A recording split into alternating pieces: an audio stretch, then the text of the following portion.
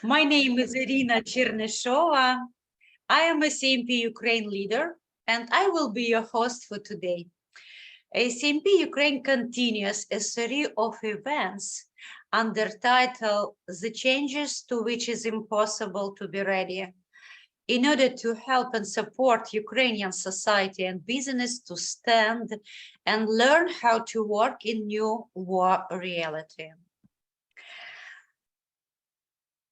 Today we have the webinar about trauma-informed resiliency for teams and leadership. And before we get started, I would like to ask you about only two things. Please keep your audio lines muted. And if you have questions for our speakers, please enter them in the Zoom chat, and our guests will answer them in the end of the session. Now I want to introduce our esteemed speakers. Dr. Alessandria Polisi is the founder and creator of Verdant Consulting Company that is specializing in resiliency and burnout training programs. She is award-winning and experienced HR executive, helping leaders build skills for today's workplace. She is the host. Excuse me. She is the host of the Be Verdant podcast, a resiliency psychological safety expert, and she is co-founder of Kite HR and HR Wellbeing Week. Emily Jones is an ICF certified trauma coach, certified resiliency and burnout facilitator, and board member for Coach Activism, that is mental health support for aid organizations. Her expertise in small and large group facilitation, one-on-one coaching, and workshop style courses. She focuses on client-centered practices for individuals and organizations, especially surrounding trauma, burnout, resiliency, growth, and mental health support. So my introduction was very quick, and I don't want to lose the time of our delegates. So Alessandria, Emily, the microphone is for you. Thank you so much for joining us today. Thank you so much for having us.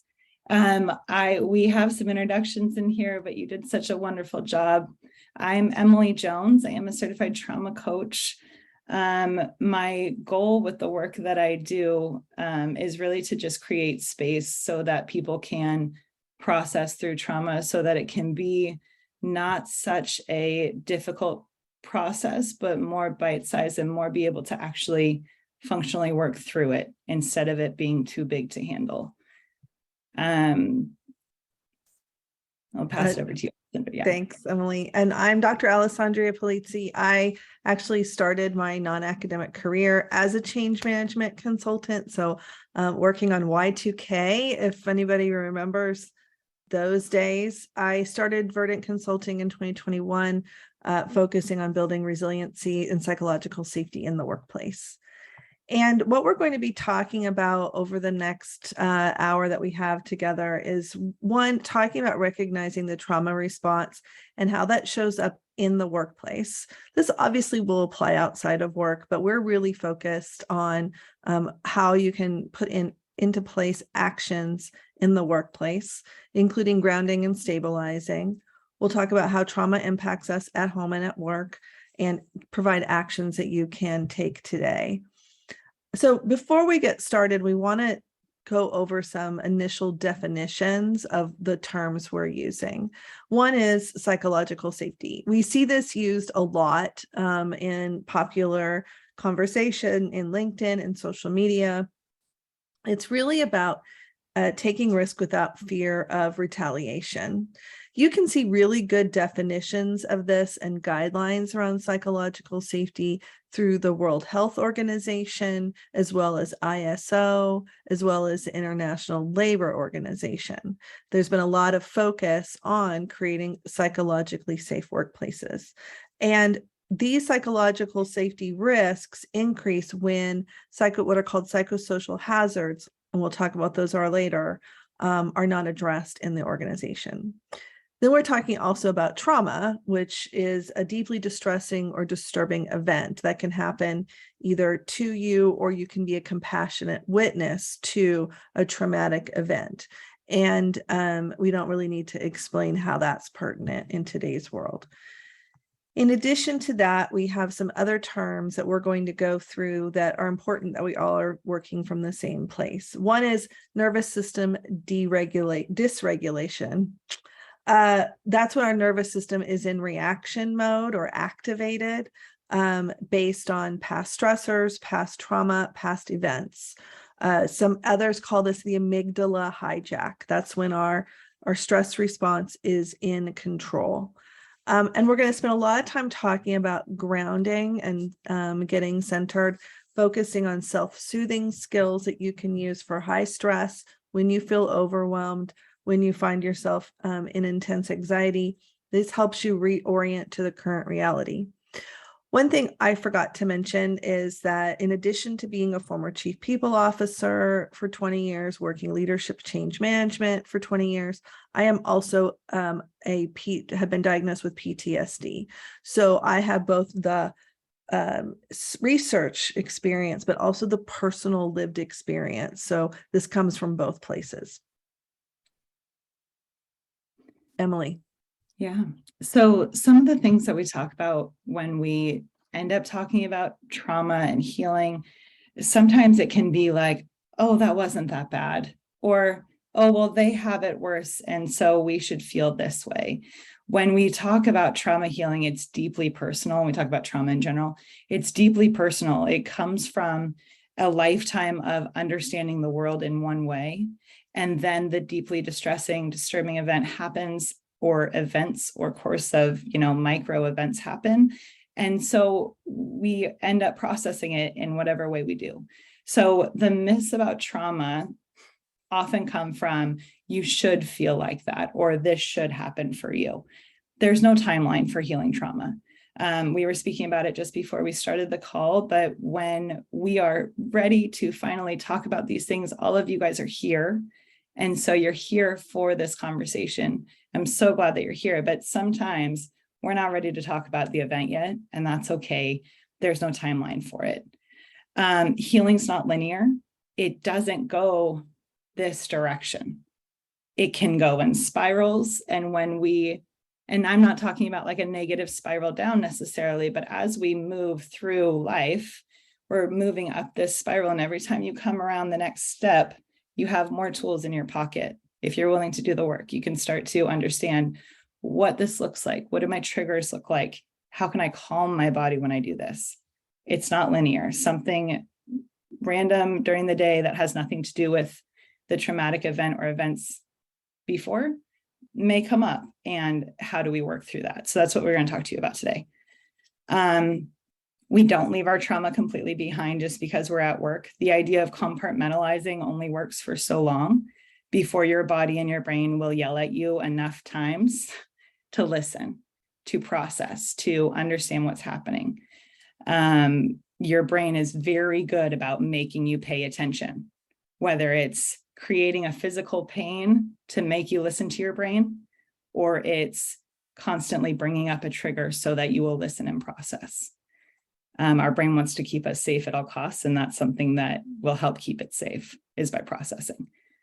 Every human has resiliency, no matter where you begin. We all have the opportunity or the ability to have that resiliency, to find choice when it feels like there is no choice.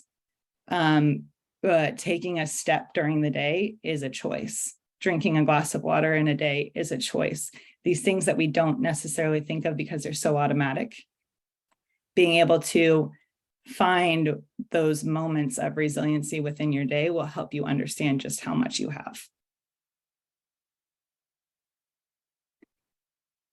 So the way that we're going to work through this today is we're moving through these three phases. We have crisis, stabilize, and growth. We have the crisis already. And This is the initial trauma, the triggers, the stressful event, or any feelings that start to come up after that event. Sometimes the crisis is ongoing as we're trying to stabilize, which is the case right now. And so being able to understand how we can move through that crisis to stabilize is going to be the main part of our talk today. The stabilization is the grounding, the refocusing, and the processing. If you all don't mind, and it won't take very long, I just want to show you really quickly what a bit of grounding might look like. And it will only take about 15 seconds. So if you're willing to, you can keep your video on or turn it off however you feel, but just find yourself in a safe, stable position in a seat, or if you're standing at your desk or however, if you can, put your feet on the ground, but just feel how this floor is supporting you in the moment. You can keep your eyes closed, keep your eyes open or close them if you want. And just start to breathe in and out, noticing if you're holding any muscles particularly tight.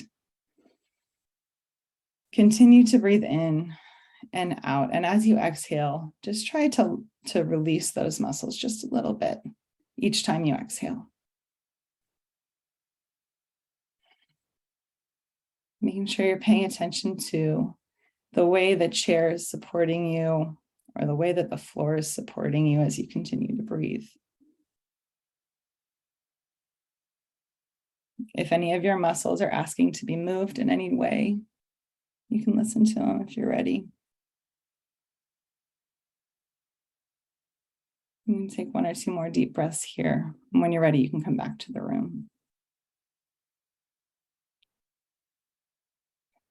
So before I start speaking again, just find yourself if you need to move or stretch, or if your body's talking to you in any way. And just letting yourself be in this present moment. That is all grounding is. It can be breathing. It can be drinking water mindfully, which I'm sure I'll talk about again later because I love it.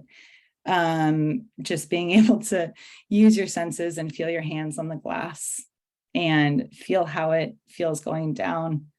Those are all mindfulness grounding exercises that can take us out of that amygdala hijack. Those things can take us out of the nervous system response. The stabilizing could look like this grounding that we just did, allowing yourself to come into safety in a space, and safety in a space, even if it's just for a couple moments. I understand that not everyone can be feeling safe everywhere they are. That's that traumatic event that is ongoing. But being able to find safety in a space just momentarily and being aware of it can really help with the stabilization. The awareness also is understanding your need in that moment, which is part of the heavy work, understanding what your strengths look like, and so that they can help you feel safe so that you can work from those strengths. So take it away. As I mentioned, thanks, Emily. That was, I feel so grounded. Okay. So why does all of this matter from a workplace perspective as we think about leading change, managing change, and taking care of ourselves? Well, there's a ton of research on the impact that our mental health has on the workplace. That's why the World Health Organization, ILO, ISO have put out the guidelines that they have, because what they show is that highly stressful workplaces are less productive, have higher cost, and are able to drive less innovation, et cetera. So this was research that came out within the last couple of years from the Anxiety and Depression Association of America, but it showed that employee stress and anxiety most often impacts their performance, how they interact with coworkers, the quality of their work, and how they interact with their superiors. And you can see this is a huge amount of impact on how we show up at work when we are stressed. And I think most of us know that. If we're not feeling ourselves, then it's hard for us to be thoughtful listeners, come up with new ideas, be able to plan, be able to think ahead to the things that are on that we need to be thinking about.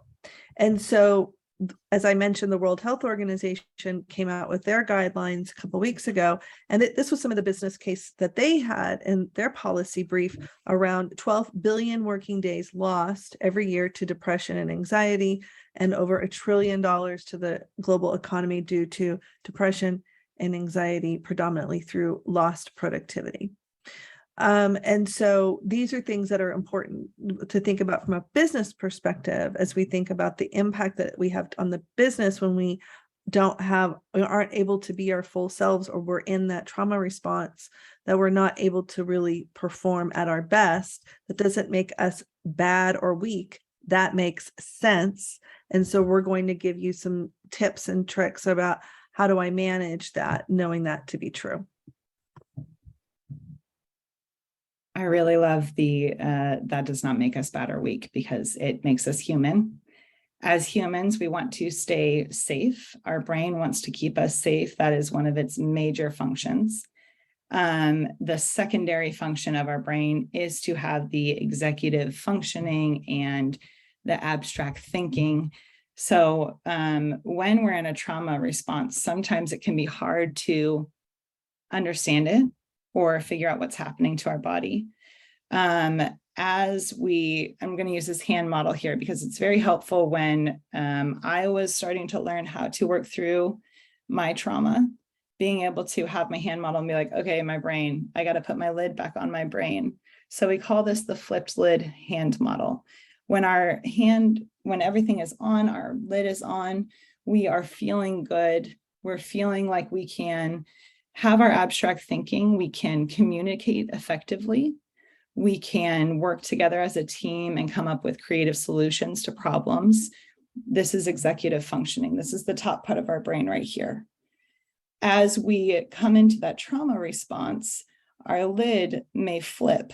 And this means that we are now thinking from this part of our brain here. We're thinking from what sometimes is called the lizard brain or the reptilian brain, where we're on autopilot. This is our fight, flight, freeze, fawn. These are our trauma responses.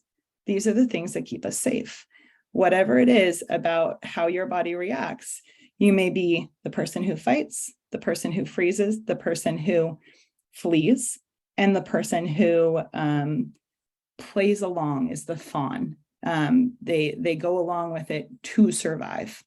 And so being able to understand that this is a trauma response and it's totally normal and it's really difficult to feel. All of those things are true at the same time. But this is our flipped lid. Once we're able to, will you go back for 1 second, Al? Sorry. Once we're able to understand the grounding that we just did, and we come back into our present moment, we understand that we are safe, that we are supported, which is why I use those two words in our grounding, we are able to put this lid back on. Sometimes it's harder if the trauma response is really intense to get back to this place, but as we practice and as we learn, we're more easily able to do that. Go ahead. Thank you. So a regulated nervous system, which is, if we have our nervous system is here, this is our trauma response. If we are regulated, we have our lid on, we are able to, our heart rate is pretty typical. It's pretty normal. We can calmly respond to frustration or stress outside of our bodies, right? So if somebody runs at us and they're really frustrated, the example I typically use is like you're driving and someone's really angry about how you're driving. So there's a lot of road rage and then they start yelling. If you have a calm brain, you can respond to that in a good way. You can respond to that in a not good way, take that back, in a productive way. And so we're able to manage those heavy emotions. If we have the amygdala hijacked brain or the trauma response brain and our lid is flipped, we may feel increased heart rate. We may feel sweaty. We may be struggling to find the right words. That feeling when your tongue is really big, like you just can't, there's just my brain is blank and the words aren't coming out. And we have a hard time making decisions or focusing.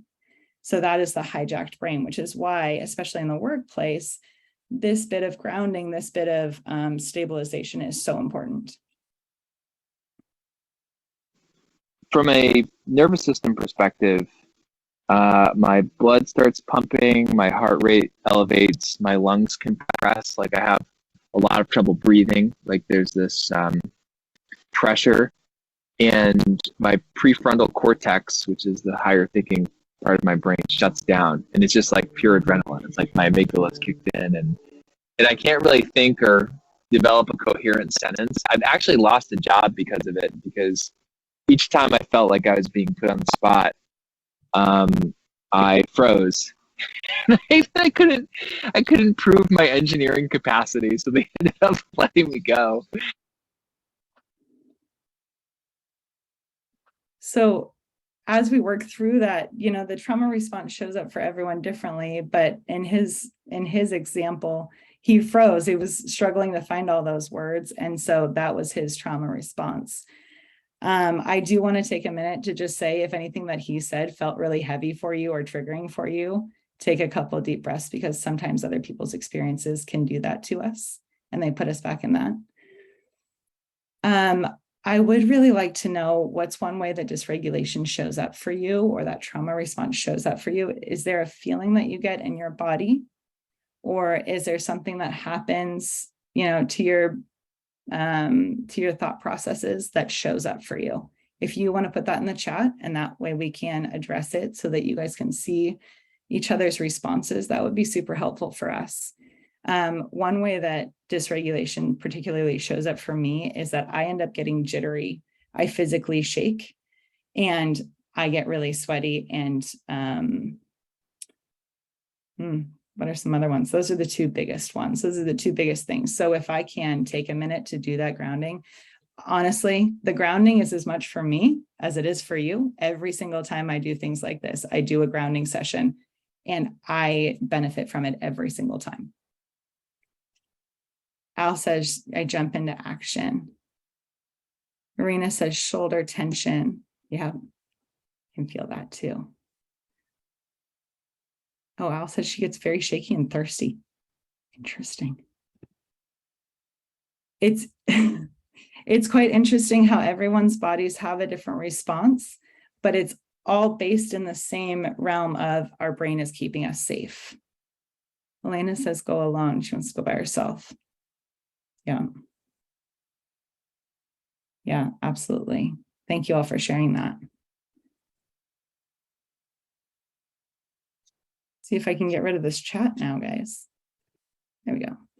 Okay, so the regulating of the nervous system after dysregulation. So we're feeling hot, we're feeling sweaty, we're feeling thirsty, we're feeling shaky, or you're by yourself and you're just trying to just handle it, right? So how can we regulate ourselves? And for in that moment, one of the biggest things about nervous system dysregulation is that it's not based in the present moment if it's a trigger.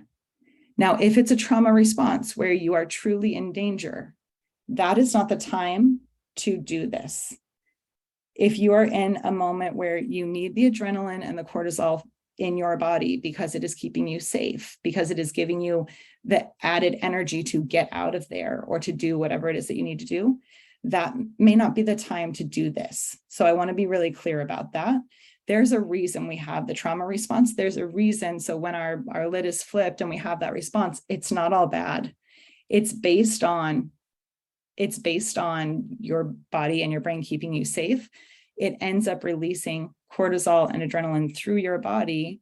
If you've ever heard of those moments when, somebody was running because they were either being chased or they are trying to, help their child in whatever way, that cortisol and adrenaline is pumping through your body on purpose.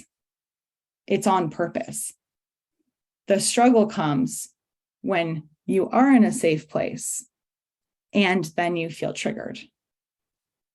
Does that make sense?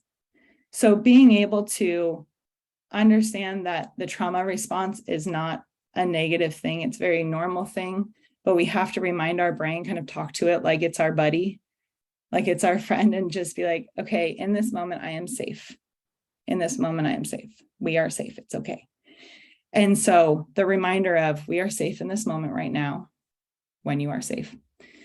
It helps us to separate kind of what we can control and not control. So the initial need is safety. The secondary need is, what, if anything, do I want to do with this? What can we control? What is our very next step? The very next step. Do I need to pick up my glass and have water? Do I need to write something down so I don't forget it? What do we need? What is the very next step? And then when we're able to regulate, we're able to start to release that cortisol and adrenaline that's stuck in our body, because it can stick around for 24 to 48 hours after each trigger. So each time you're triggered, that's the cortisol sticks around in your body unless you're able to release it somehow.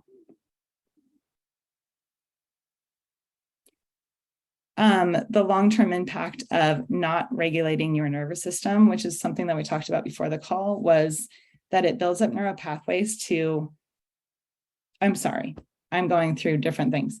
The long-term impact of regulating our nervous system is that it starts to build neural pathways from the trauma response. So our brain is really good about taking the easiest route. So if we have extra trauma responses and we typically go that direction, it takes some time to say like, no, let's go down this path. Let's go over here and see if this one's more helpful. And as we keep practicing that, it builds a better pathway. It literally is driving down the road, making a better road. It allows us to bring that awareness back to our present moment and back to that lid on model, the prefrontal cortex, and it reduces that adrenaline and cortisol production. So I do want to show you all one more option for regulating, although I'd love to know how you regulate yourself at this point, because you are all here. You have all done regulation at some point, even if you weren't aware of it. So one idea that I really love is box breathing, because it can be done anywhere and it can be done when nobody is noticing. So if you're at work and you're feeling dysregulated, being able to, you can draw with your finger, or you can do it on, I tend to do it on my leg. If this is my leg, drawing it on my leg so I can feel it. Or if you're in Zoom, you can use your screen. Or if you're in Zoom, you can use your screen. There you go. So being able to, you breathe in, first you get settled, and then you breathe in for 4 seconds. So we're going to try this really quickly just so that you see it. You breathe in for 4 seconds. 1, 2, 3, 4. Hold that for 4 seconds. 2, 3, 4. Breathe out. 1, 2, 3, 4. Hold. 1, 2, 3, 4. Now breathe in. And you can do that as many times as you need to start to just let your brain be like, okay, this is what we're focusing on. We're focusing on this breath going in and out. Some other options are focusing on how you're drinking water, because of course I put that in there. And also some 5 senses. You can say, what are 5 things that I can physically feel on my body? I can feel my finger on my palm. I can feel my shirt on my shoulders.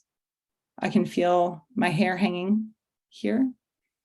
I can feel my hands rubbing on my pants or my feet on the floor. And just bringing yourself back to the present moment. When we're talking about regulation and trauma response, sometimes, most times, attempting to operate outside of your realm of control is what can increase the trauma response, and it can cause trauma triggers. So when we are trying to control all of these other things around us that we really are unable to do, we hope that we can impact them, but you can't physically control them. It can increase the trauma response. So what can you control? The things that we cannot control are outside of us, right? They are other than us. It is other people's needs, other people's beliefs, other people's mistakes, their words, their actions, their behaviors, their desires. Those are all things we cannot control. We hope at some point that we can influence them, but I can't take somebody and say, you must believe this thing. They can tell me that they believe it, but that's not an option for me. I can't control that. One of the things that this comes up a lot at work is when we're trying to influence others, right? So as long as we know we will always do our best, but we can't control other people's view of us, right? And so we can influence, we can guide, we can give information. But one of the things I see happen a lot is that organizationally, we put it on ourselves when others don't get to the place we're trying to get them, or when other people have a bias about us based on our background, how we speak, how we look, whatever those biases may be. And so learning to let go of what you can't control is a big one in the workplace, because we attempt to control and we convince ourselves that we can control way more than we actually can. Yeah. This is your realm of control. This is your realm of control. Your words, actions, and behaviors. And there's a lot of smaller categories that can be put into those things, but this is the realm that you can operate out of. You can choose within the workplace to put in boundaries. You can choose within the workplace to reinforce those boundaries and to tell people about those. That is your realm of control. And what other people do outside of that, you get to decide your next choice, your next action. So when that shows up, you're fine, that's good. When that shows up for us, like Al was saying, if we start to take on their opinions and beliefs and their actions as it's because of us that they're doing this, that is not within our control. It's because of them, they're choosing to do the thing that they are doing. And then we get to respond. What can I control in the workplace? Taking even 30 seconds between meetings to ground, deciding what would be helpful for you, and then requesting the support, taking time to write down your next steps if you need to, and creating structure and expectations for yourself within your workday. So if you guys have anything that you want to put in the chat of like what would be helpful for your workday, or what would be helpful for you as a leader to provide space for your team, right? Is there something that would be helpful for you that you can control? As a leader, we're able to put in place the opportunity to talk to our team and see what they need. We're able to provide space for those supports that they might need. We can't require them to take them, but we can provide the space. So to build on that, I think there's a couple of ways that I recommend people practice this. One is, especially if you're spending a lot of time on Zoom, which many of us are, there's that time when you click the Zoom and then the camera comes on, or you need to turn the camera on, or there is a transition period that happens in Zoom, or sometimes you see yourself and then you hit start. Take that 15 seconds to check in with how you're doing.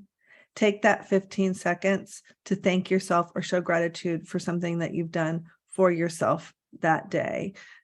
Or take that few seconds just to breathe, just to take a deep breath.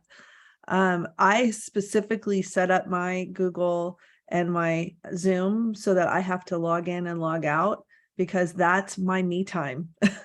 And I know it's only a few seconds, but it's all I can find. As a leader, starting your meetings with 30 seconds of just everyone just pause and check in, no words, cameras off. That's a gift that you can give people. Just these small spaces of time can make a huge difference. And then finally, if you're a change leader and you're leading a project, do not book your meetings for more than 45 minutes or maybe 50. Leave 10 minutes between. You're always going to go over. You also need leave enough space for people to ask questions. When we rush from meeting to meeting, we don't create space for curiosity, for inquiry, and for engagement. All right, that's my lecture. Sorry.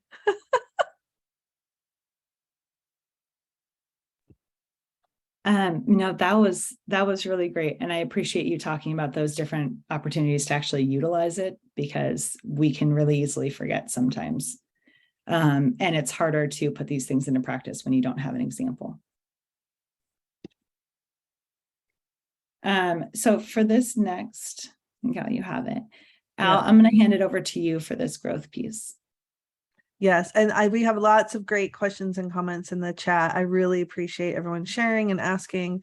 Yeah, they don't know, they don't want to show their weakness around other people. This is something we've taught in the workplace, is that it's not personal, it's just business, and that is a flawed mindset, and actually inaccurate.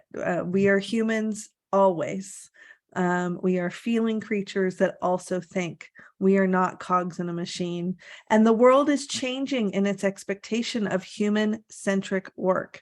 So the more we can embrace that, the more we can move that change forward. This is happening. Some people are even calling this an industrial revolution of changing the way we think about the humans at work. And so these are some actions that we can take to help drive that forward and show growth for ourselves. So some ways in which we may be able to practice growth, build on that stabilization to then grow, is exploring. So one of the things that I like to say is your number one superpower is curiosity. Being curious about your own responses, the responses of others, the comments of others. Oh, this person said this, it must mean, no. Ask a question. It's all questions, right? The more exploration we can have around our responses and the responses of others, the more productive we will be as human beings. We've talked a little bit about acceptance and accepting what you can and cannot control. Yes, and a lot of people will focus on hyperfixating on their work. Thank you for bringing that up as a way to hide from their feelings. That doesn't work.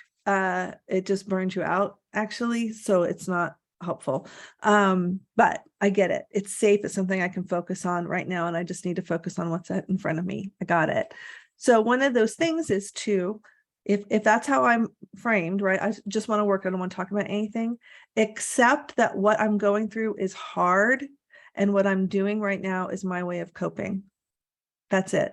You don't need to judge yourself for the fact that you are enjoying your work instead of thinking about your crisis at home or whatever. That's fine, but accept that it is hard. Accepting the things we feel, the things that are challenges, not agreeing with them, but acknowledging that they exist is one of the most profound ways that we can change how we respond to stress at work.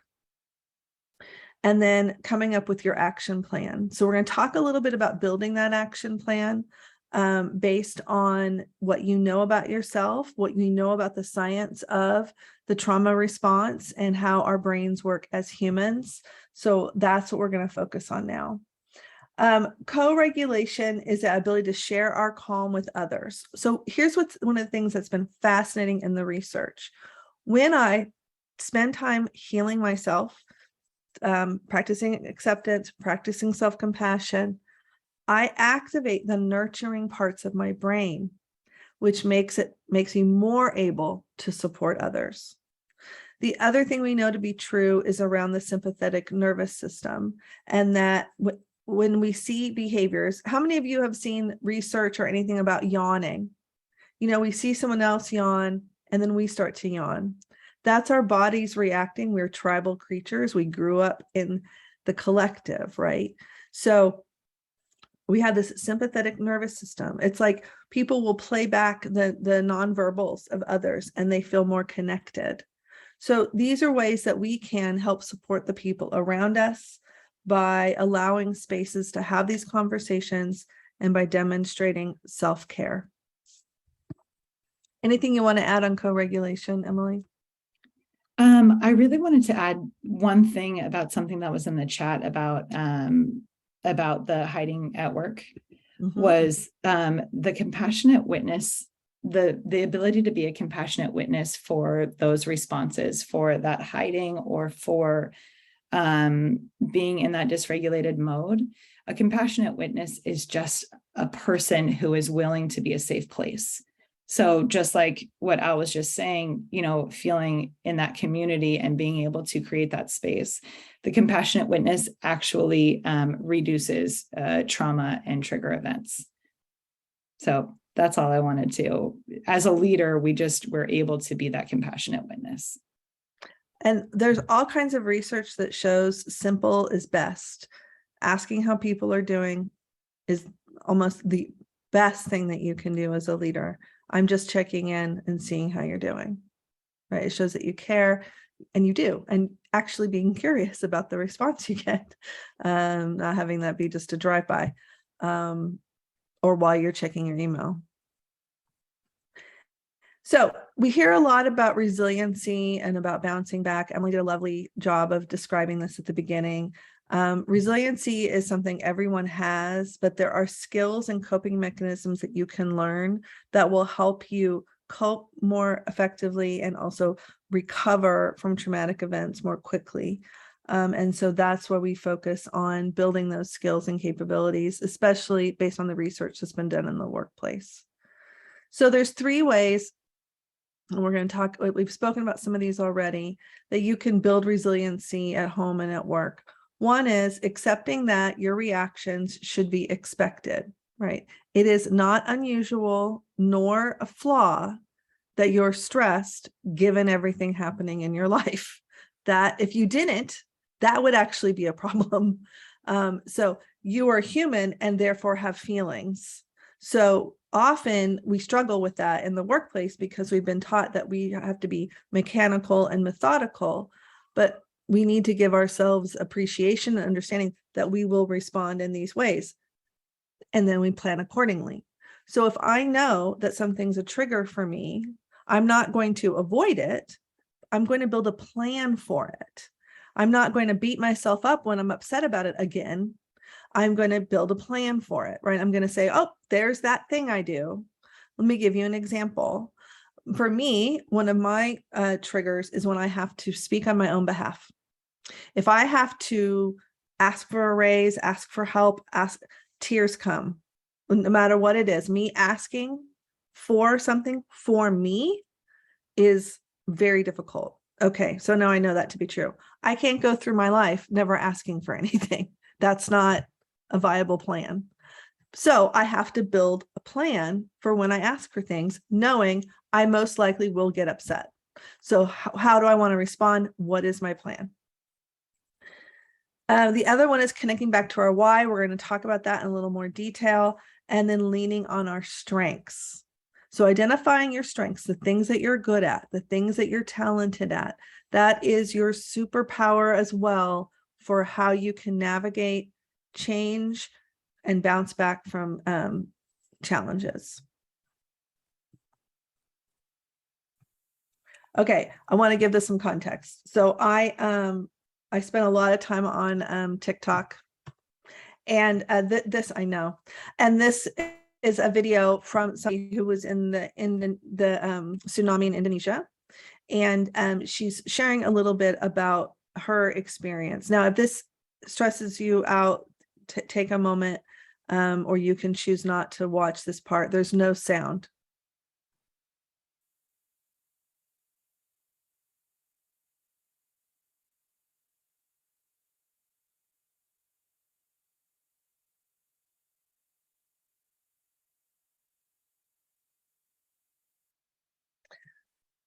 So she's aware of the triggers that happen for her and what that causes. And so that's the type of awareness we want to build about ourselves, right? Is when we can identify those things that cause us to respond. And as I mentioned earlier, I've been diagnosed with PTSD. These are some things that feel familiar to me. And they are common responses when our brains have experienced trauma. And so now look at this and then think about this in the workplace. Having a memory loss, poor planning, inability to problem solve, poor decision making, being easily triggered, low criticism tolerance when it's feedback time. That sounds like fun. Hypervigilance, aka micromanaging. All of these things impact us at work. So what do we do, right? Okay, we know this to be true. What do we do? So we build a safety plan, right? And that's going to be unique to you. Not everyone is triggered in the same way. Not everyone has the same experiences. So find a space that you can find, that you can identify as your safe place, right? Find a safe person you can call or text, and allow that person to know your phrase when you're feeling overwhelmed and stuck. I have a coaching client that I'm working with right now, and we say, oh, I'm having an allergic reaction. So she sends me like a picture of nuts, like it's a nut allergy, right? And so I know when she's triggered because I get a text that has peanuts in it. You can find scents, you can find other access to material. You can have textures that you enjoy, jewelry, cold water can snap you out. All of those things can be helpful. And if your leader, you feel your leader is open, and please be that leader, allow people to share their needs as well. If I can add to you, Al. Yeah. By being that leader, just really quickly, by being that leader, it also means that you've built this awareness for yourself. Mm-hmm. Absolutely. Okay, so quickly in the chat, let's go back to when we were kids and people would think of us in that way, that brilliant and beautiful way that we showed up as children. If you could, in the chat, share something that you were known for as a child. Were you a comedian? Were you creative? Were you the one who broke everything? Were you the one that was always getting a singer? Nice. Always hugging everyone, so very physical. Let's see. I'd love to get some of the other folks who are here to share.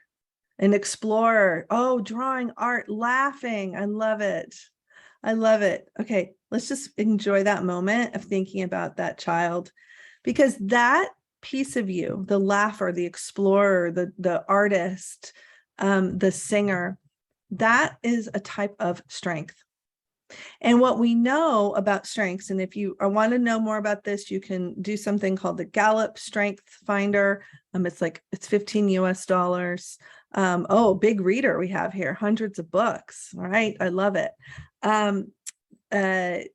There's been tons of research on when we focus on our strengths, our gifts, the things that we do when we are in our best and most productive state, we have huge return.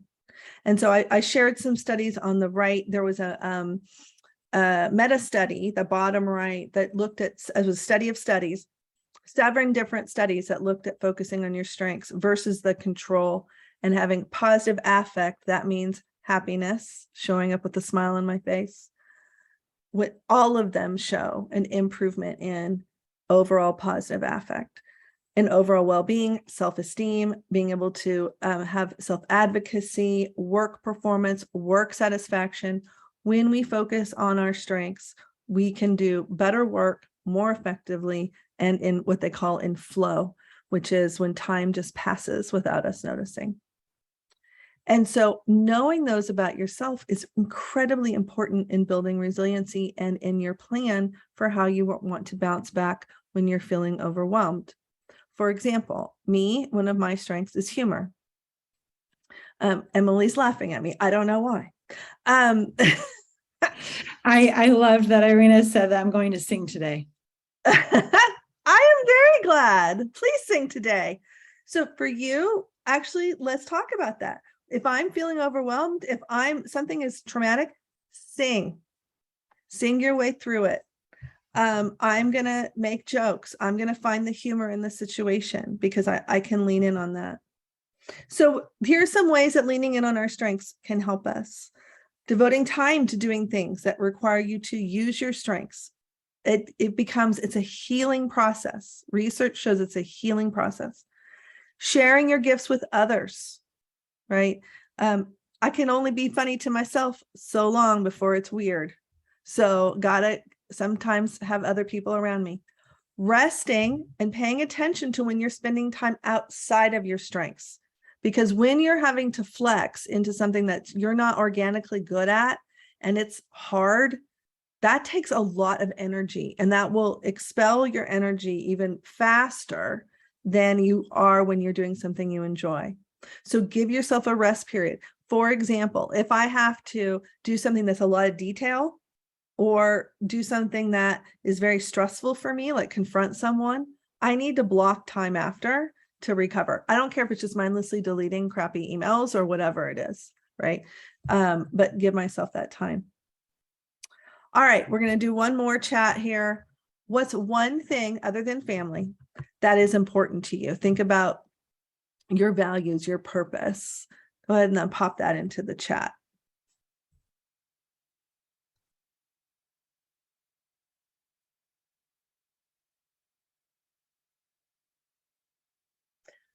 So Irina, I'm going to mention that. So often as we grow up, right, we spend our lives focusing on our weaknesses, and we let atrophy the things that are or die away the things that are naturally us. And so we need to be sharp as individuals and well-rounded as teams. So development, Alina, that's great. Knowledge, yep, we're building that knowledge. So these are things, just think about talking to colleagues. These are all really good. So connection, learning, understanding things in the world. Okay. The thing that we know about values, the things that are important to us personally, is that they can be almost protective in our mental health. Susan David, who is one of my favorite authors, she talked about this in a recent talk. Walking your why is making a choice to move towards that thing, even in the context of discomfort. In order to harness the power of walking your why, first think about, what are some of your values? What are some parts of you that are deep in you, part of your heartbeat? And then second, think about ways that you can bring that value. It might be of care, it might be of curiosity, it might be of learning, or it could be anything else, more consistently to your everyday interactions and actions in your life. So if you look up Susan David and values, she has a bunch of worksheets that you can use that will help you identify your values and get more connected to your why. When we connect back to our values, we are connecting, like she said, to almost to our heartbeat, right? That thing that makes us unique and special, and also what is most important to us in the world. And when we can hone back in on that, everything else can fall away, and we're focusing on what is most important to our values. And research shows, psychological research shows, when we do that, we're increasing our resiliency, we're increasing our ability to recover from stressful situations. So understanding our values and setting our personal goals is part of building our resiliency and bouncing back from stressful situations. Okay, last but not least, we talked about psychological safety at the beginning. So psychological safety at work might look like being able to speak up without fear of repercussion or detriment to your career, being ridiculed, mocked, etc.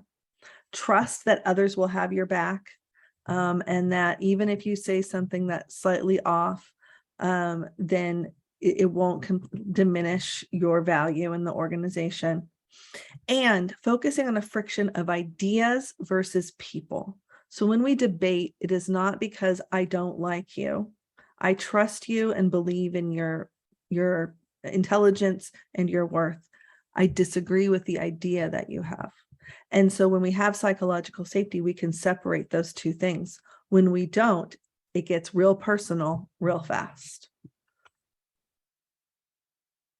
So I want to talk about identifying hazards at work.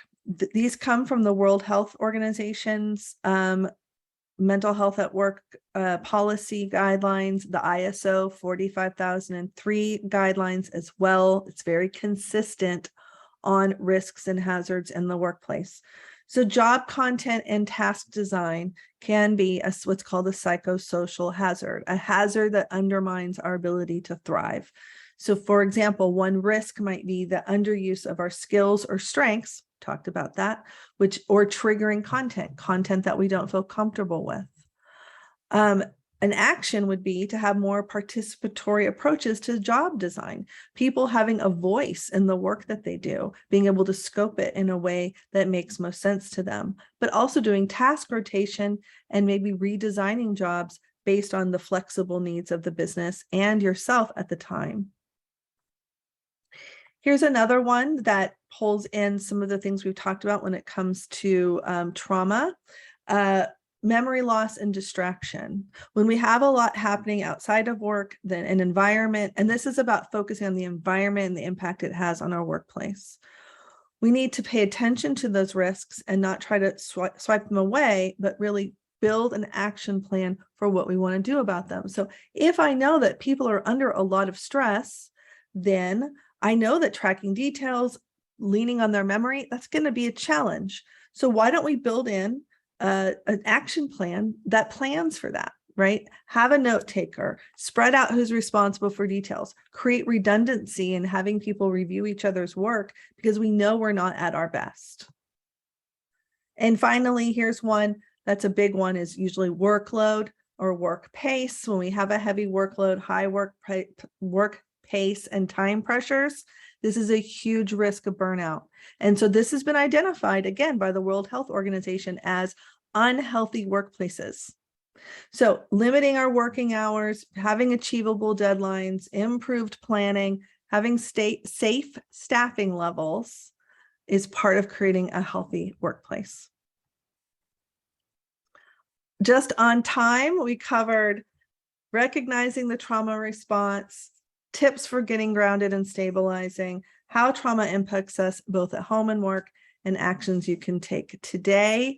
I'm just going to go to our happy little page here. You can connect with Emily and I. We're both on LinkedIn. I am on TikTok as Dr. Al Polizzi, your HR big sister, and also other social media platforms. Thank you so much, Alessandria and Emily. Thank you so much. I catch a lot of techniques and I'm going to use them. Thank you so much. I would like to ask our attendees, if you have any question, please open your microphone and you can ask directly our speakers.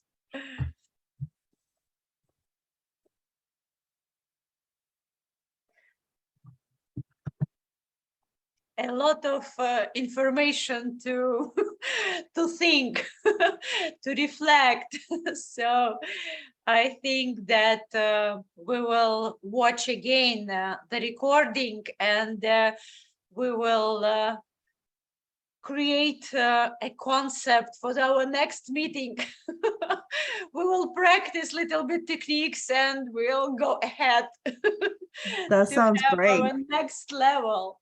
Yes. And we have one question from Yulia. Yeah, so Yulia said, should we create a standard disaster recovery plan for our emotional reaction or ask the team to make it in private? So standardized could be making space, right? It could be the ability for somebody to come talk to you or to create that communication line that is open and non-judgmental.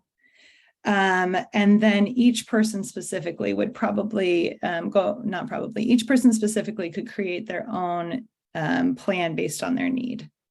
If I can add, I think Yes, there's please. a fantastic list. I mentioned it a couple of times. The ISO 45003 has a list of psychosocial hazards and risks. So does the World Health Organization. In there, I would do a checklist to make sure that you don't have the work processes, like you have the communication you need. That's a fantastic way to say, do we have the structure in place in our organization to help from a psychosocial hazard and risk point of view, as well as a physical safety point of view? Agree with Emily, my individual recovery, that's going to be personal, but there are things you can do at the company level that will also help. Yeah. And just to add to that, as a leader, if you're trying to fulfill everybody's need without the structure, it can lead to your own burnout. Thank you so much. Thank you Yeah. so much. We appreciate, as Dmitry is writing, we appreciate your time and effort and your energy and your resilience that you healed us with. So, ladies, thank you so much. And dear attendee, thank you that you were with us. And I hope you enjoyed the session. And I wish you a very nice day and very nice evening. Peaceful and wonderful. Thank you all so much. Thank Goodbye. you. Goodbye. Thanks so Thank much. you. Thank you